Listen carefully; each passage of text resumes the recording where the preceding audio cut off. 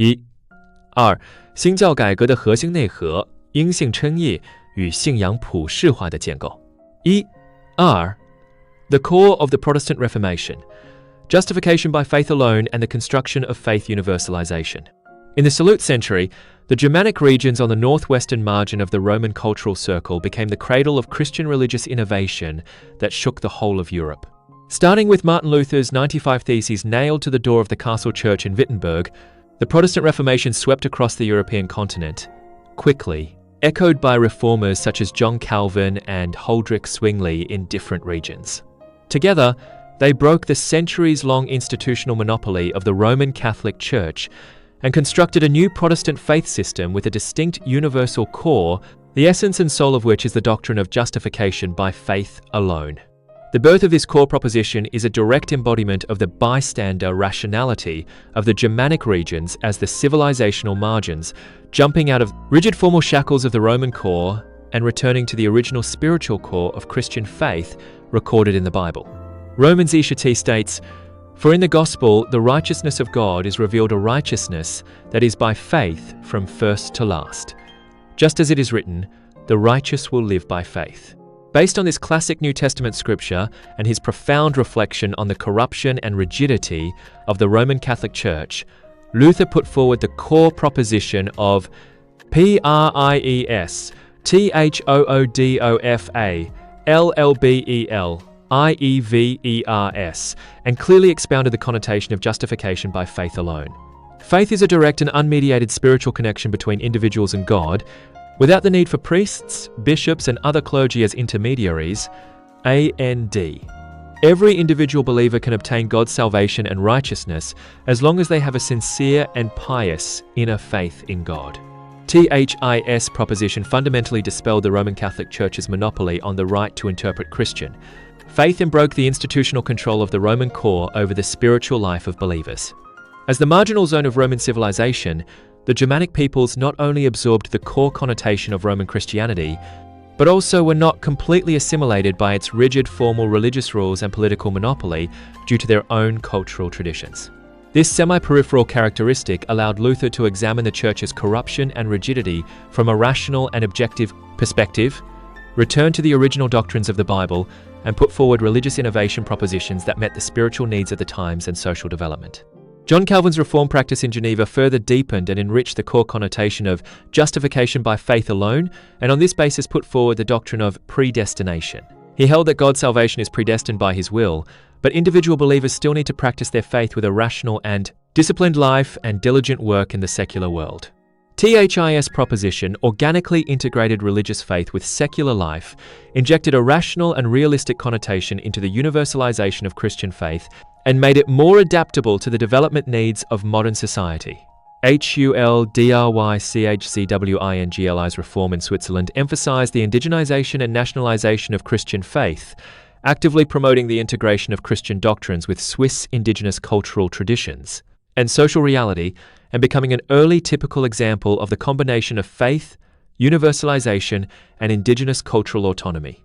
Although these reformers had their own focuses and characteristics in their reform practices due to regional cultural differences, THEYALL, TOOK, justification by faith alone, ASTHECORESPIRETUALPROPOSITION, RND jointly constructed the universal core of Protestant faith. The formation of this universal core is always inseparable from the innovative advantages of the civilizational margins. Reformers in marginal zones are more able to break away from the dogmatic shackles of the core, closer to the real religious needs of ordinary people, and more able to realize the organic integration of religious faith and indigenous cultural traditions. The core doctrine of justification by faith alone endows Protestant Christianity with distinct universal characteristics, which exactly meet the innovative needs of the civilizational margins and also become the important spiritual foundation of Western European modernization. First, the equality of faith. Regardless of the individual's identity, social status, wealth, or race, every believer has the equal and inalienable right to religious autonomy and direct communication with God, which fundamentally breaks the hierarchical division of faith by the Roman Catholic Church and fully activates the individual subjectivity of believers. This characteristic has become the important spiritual support for the nations in the marginal zones to break through the hierarchical monopoly of the Roman core in the religious and political fields. Second, the individualization of faith. It completely returns the dominance and initiative of faith from the institutionalized church to individual believers, making individuals the real subject of religious faith.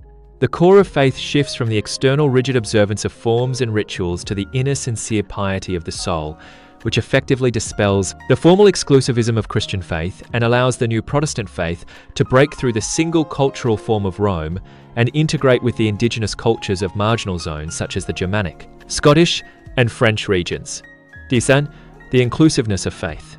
Although different Protestant denominations have certain differences in the specific interpretation of religious doctrines and religious practices, they all take justification by faith alone as the common core spiritual proposition and recognize the rationality and legitimacy of the faith of different denominations, forming a pattern of pluralistic coexistence and mutual respect in the Protestant camp, and completely breaking the exclusive monopoly of a single church on Christian faith. This inclusiveness is exactly the core characteristic of cross-cultural integration and communication in the civilizational margins. As Kim Sang-moon pointed out in On the Secular Significance of Religious Individualism, the concept of tolerance in the Protestant Reformation is the most precious spiritual wealth left by this reform to human history. THIS concept of tolerance has greatly increased the secular significance of religious freedom and religious individualism, not only acknowledging the objective existence of different Protestant denominations, but also respecting the independent religious autonomy of every individual believer, BECOMING,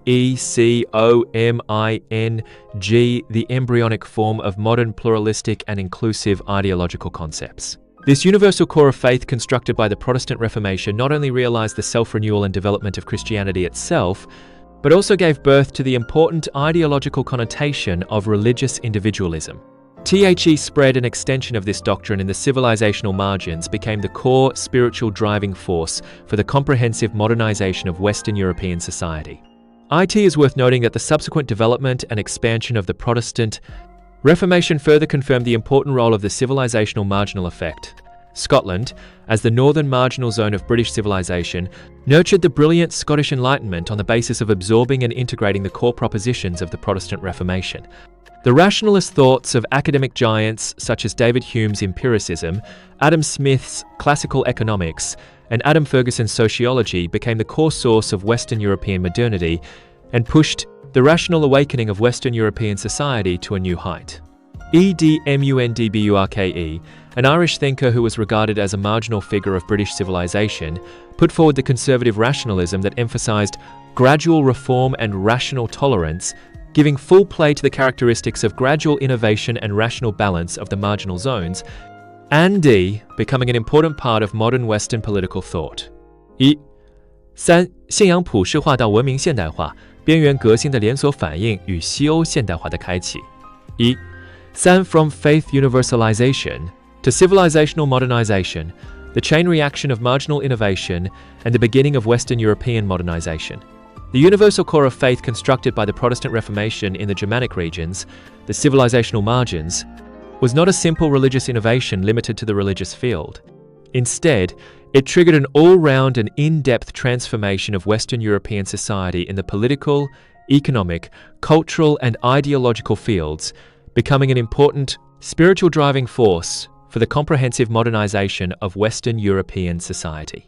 Ada's logical development path presents a complete closed loop of religious individualism, awakening of rationalism, birth of modern science, advancement of secularization, realization of social modernization. The development and extension of this path have always relied on the penetration and innovation from the civilizational marginal zones to the core, which is a complete and typical embodiment of the civilizational marginal effect in the modernization process of human civilization, forming the core value of secular individualism that emphasizes individual independence, autonomy, and subjectivity.